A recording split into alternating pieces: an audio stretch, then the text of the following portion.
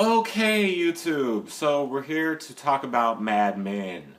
And Mad Men was another good episode last night. This is mostly in the Office episode. Actually, I think it was almost all in the Office. But no, it wasn't.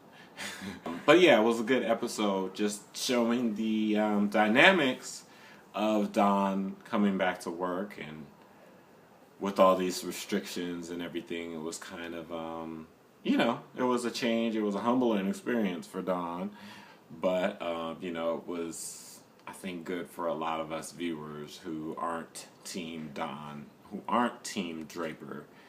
Hashtag would enjoy. I forgot what my sentence was. So, yeah, one of the stipulations, or one of the things that I forgot to mention last week was the fact that Don is getting Lane's old office. And you guys remember Lane, right? Oh my god, so sad. And one of my favorite characters on the show. But, yeah, that's gross. I don't want his office. In fact, I'm surprised after all these years they haven't done something else with that space. Anywho, so yeah, Don is at work and basically Harry Crane has become a new partner because there was this whole thing a couple episodes ago that I don't think I really got into, but something about them not having a computer, and Jim was like, okay, we got to get the computer, and so anyway, they go very sorry for that terrible wrap up of that situation. But they're installing this computer, okay? And it's going to take over the whole creative area, their whole creative lounge. And it's right outside Don's office and Peggy's office and everything. So Harry Crane is made a partner and he is succeeding Don Draper. I wrote that down in my notes. I don't know why. But so, basically Don Draper is lowest on the totem pole now as partners. Which, okay, that's one thing. So, in LA, Pete is out to dinner with this girl Bonnie, the real estate agent, and they're cute together. And he runs into, I guess, an old school friend or whatever who mentions something about Burger Chef. I guess this chain of restaurants or whatever. And how they need an account. So Pete hooks it up. He brings the account to the agency, and Ted decides that he wants to give the account to Peggy. And, Pete still has this thing with Peggy, and he was like, well, what about Don? Let's get Don on this. And so they're like, okay. It's presented to Peggy. Lou calls her into his office and is like, I want to, give you some gratitude and, show you that I appreciate you. And you're going to get a raise, $100 a week, and you're head of this Burger Chef account. Yeah, in that meeting, it's like, we're going to have Don on your team, Don Draper. And she's like, okay, well, did you tell him? He's like, nope, it's your account. You're the boss. So, yeah, she calls him in. Him and this kid, Mathis, who I guess is Art or whatever. Anyway, she, tells him that she's so excited because, this is this good account and blah, blah, blah, blah. And she's, really trying to get them excited. And Don is just looking at her like, are you fucking kidding me? And at the end, I think he sort of fakes something, but then he walks out the meeting, and then it's this whole struggle with Peggy to get him to actually do work because he is so unhumbled. So he doesn't come to meetings and stuff like that.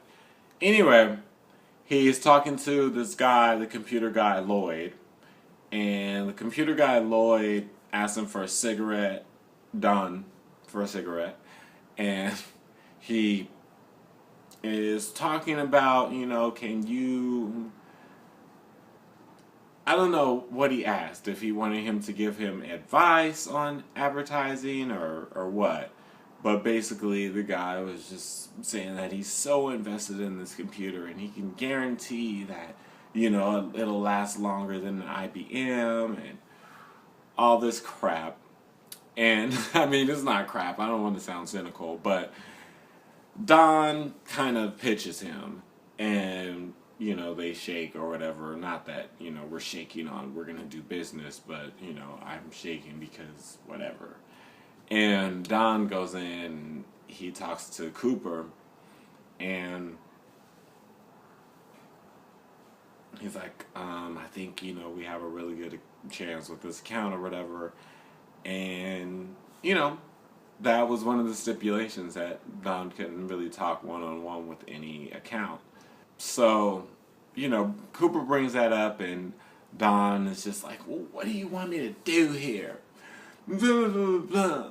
And he, storms out, and he goes into Sterling's office and steals some liquor, and he gets fucking blasted, and he calls Freddie, and Freddie, he wants to go to Shea Stadium with Freddie, and, they come, and he's fucking drunk, and then he sees the Lloyd guy, and he, takes out his aggression on him, and is like, you're fake, whatever. Freddie takes him home, so he can nap it off, okay?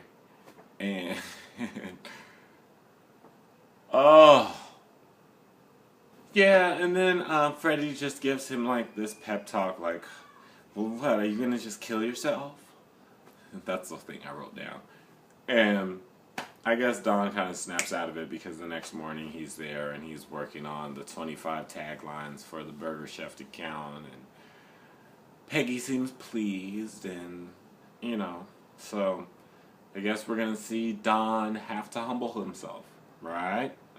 The other interesting thing that happened in this episode was Roger Sterling and Roger Sterling's daughter. So, a couple episodes ago, she had dinner with Roger, and she was acting all weird, and he was like, it's not a cult, is it, that you're in? And she, kind of evaded the question.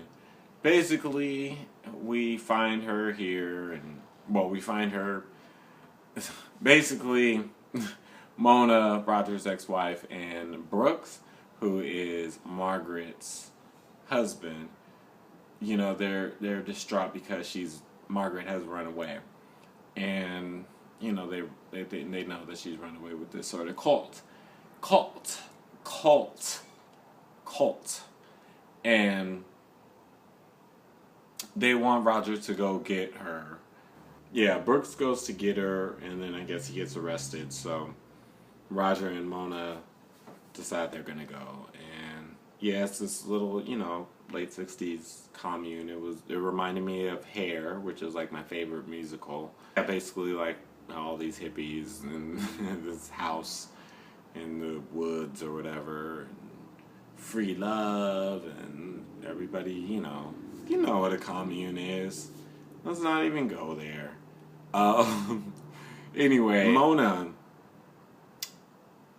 immediately is like, okay, let's go. We gotta go. These are fucking junkies, and they all have VD, and we got to get you out of here. And the mom and daughter have their little argument, and the mom decides that she's gonna leave, and Roger decides that he's gonna stay. And so he stays the night, and he sees that she's happy here, and they're sleeping out and the outside and sleeping bags on the dirt, and then he's sleeping, or she thinks he is, and this guy taps her on the shoulder, and you get the idea that orgy time, it's time to have an orgy time, and she's like, oh. And Roger is just kind of like, So the next morning, Roger's like, we got to get you out of here.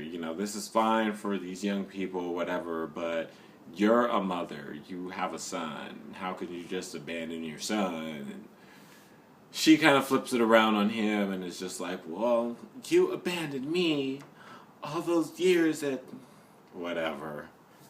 You know, the whole rich girl syndrome. So she decides to stay, and Roger decides to leave, and that was that.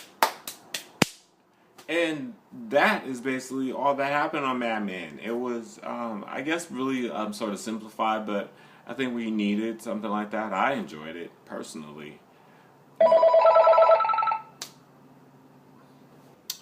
Yeah, so that's pretty much it. I enjoyed the episode. Like I said, I like the whole simplified sort of feel of it, and that it was mostly in the office. I really like that. And you guys know that there's only like 3 episodes left, right? This year, they said. So that sucks. But it also is good because I feel like devoted to Mad Men as far as doing YouTube recaps.